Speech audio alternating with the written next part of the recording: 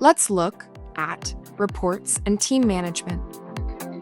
Every capacity report you save appears here. Open any report to review the team, dates, and workload snapshot. You can edit and resave as conditions change.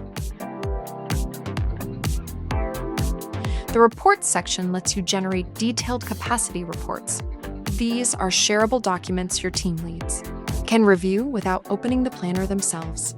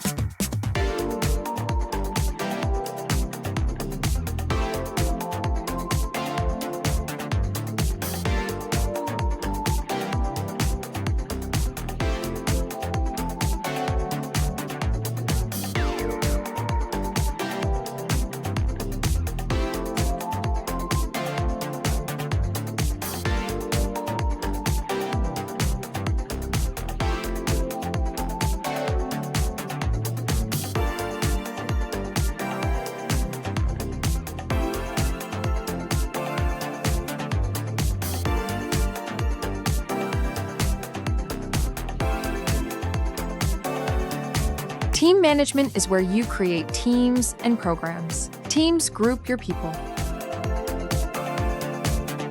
Programs group your projects. These structures feed into capacity plans and analytics across the app.